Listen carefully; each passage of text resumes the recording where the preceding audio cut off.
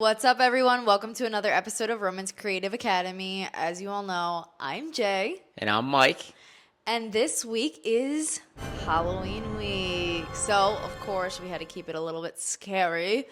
And we are going to talk about wearing multiple masks and how that is scary for some people to remove off their plate, right? So, remove those tasks that you're doing can get scary, like I said. And I have the number one person next to me that was so hard to pull out of, and we're going to talk about it today. Absolutely. So I'm Mr. I don't like change, right? But as a business owner, your business changes literally every day. So when we first started this, right, I've always been big on structure, right? And a W-2 job gives you structure, right? And it gives you this false sense of security, but it's a load of BS because you can get fired tomorrow and you have one source of income and you're screwed, right? So when we first started doing this, right back in like 2020 or so, I was an accountant. I had my W-2 job. Jay was a real estate paralegal. She had her W-2 job. So we felt that sense of security, right? Our little security blanket. Well, then we started getting into real estate and we created our acquisitions business, right? And as the ball started rolling and we really started to gain steam, we started to make some serious money, right? We wind up making over six figures in acquisitions and wholesale fees and everything in like really the first 6 months of us really turning on the heat. So when we looked at that, we were like, crap, it's actually costing us money right now to be in this business. And this is where that scary thought, that scary fear set in because we're like, the numbers are telling us you got to jump, brother. You got to jump off this bridge. Potentially no bungee strings attached, but you got to go. And some of you might have heard this story already, and some of you might have not. But we never advocate for you just to leave your job, right? With no safety net or anything like that. That is the worst thing you could do. Always have a plan.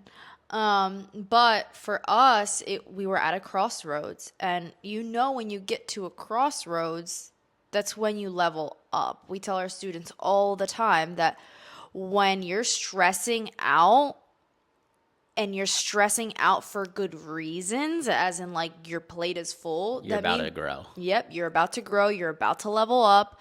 So this is what was happening to us, and we had to make that decision.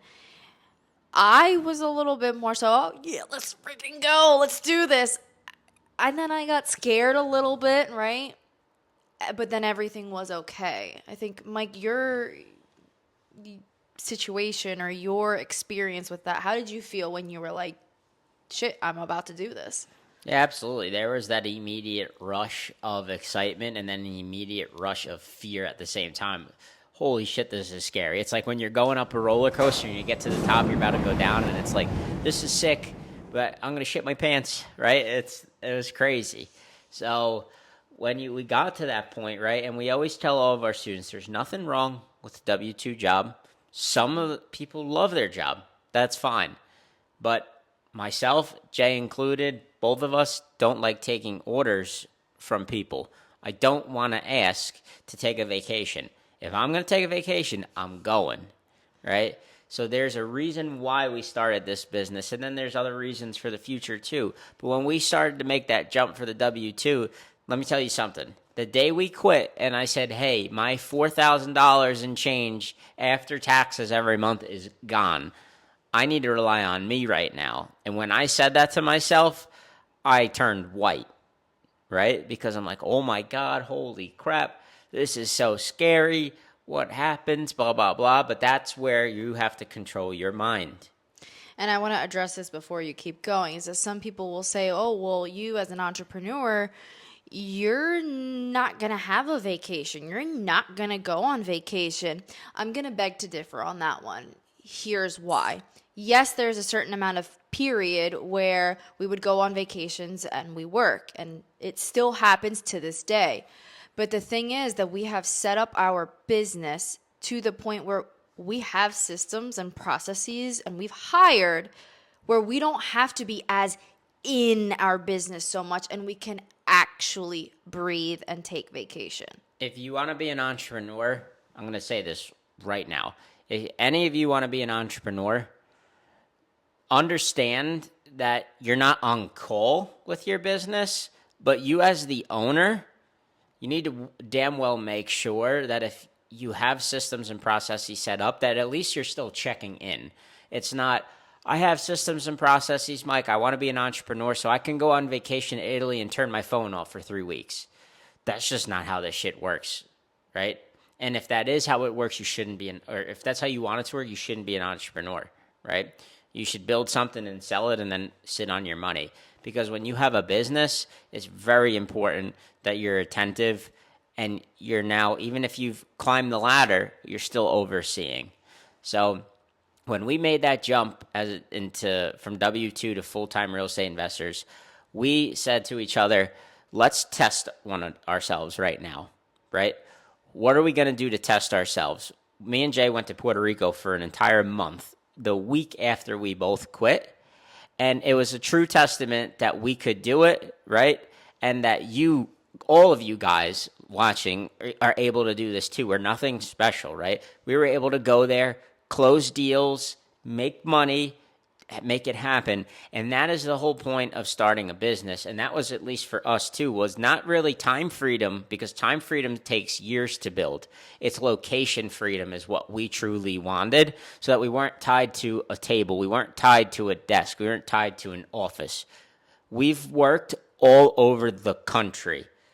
To give you an idea, this year alone, me and Jay have been on a plane 8 or 9 times alone.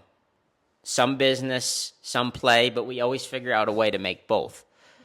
In my entire life before 2020, I was never on a plane 9 times. In my entire life of 20-something years, I was not on a plane 9 times. This year alone, I was on a plane 9 times. That is what we're looking for, is location freedom. So when you talk to someone who wants to get into real estate or wants to get into their own business, the instant gratification is not financial freedom. Let's get that straight. It can be location freedom, which we unlocked immediately.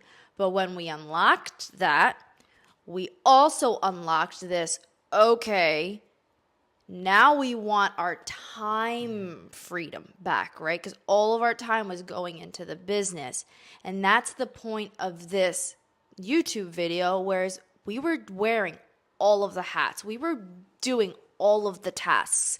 And what do I mean by that is that we were marketing, we were transaction coordinating, we were lead generation, we were dispo, right, in the real estate world. So we wanted to remove ourselves from doing these tasks, these low repeatable tasks. And delegation is something that we get asked all the time, is how did you know how to do it? How do you know how to hire? And the thing is that, like I said, you have to identify what are those low repeatable tasks that you can give to someone else. I am a very big advocate of doing everything yourself at least once, right? Reason being is because in your business, you should know how to do everything, right? So that when that person needs to be replaced for whatever reason, right? Because it's going to happen, you need to know how to take that, or at least have an SOP to take that and give it to someone else and efficiently train them, right? Yep, and it was scary wearing multiple masks. It was a lot of work. It was multiple burnout times that had happened where you feel fried, right? And that, at that point, that is another growth. You're like, crap, this reminds me of when I was at my W-2 and I had to leave. Now it reminds me of a time where I probably need to level up. And what does leveling up mean at that point? Just like Jay said, delegate, right? This in and of itself, if you've never hired anybody, put your seatbelt on, right? Because it's scary as heck. You're going to make a shitload of mistakes. It's normal. You're going to make a bunch of bad hires. That's okay, right? But you need to learn from these mistakes. And delegating, so there's levels, right? There's location freedom, which we went over. That's why we quit our W-2. Time freedom is delegating, and we're still working on that. We just hired an acquisitions manager or a closer, and they're now helping take phone calls and negotiate deals and write up contracts. So now that's one level up that we've now taken one more, right? Last freedom step, right, is that financial freedom. And that is something that people think comes immediately when you're getting into real estate or you're getting into a business. Financial freedom is the fruits of all of your labor that has gotten you there. So right now, right, talking with sellers and having a genuine interest in their situations, right, that is Mike's zone of genius. So I will give myself credit for this one. Thank you. I have been able to kind of delegate the tasks, the lower repeatable tasks with Mike, right? Because he has helped me.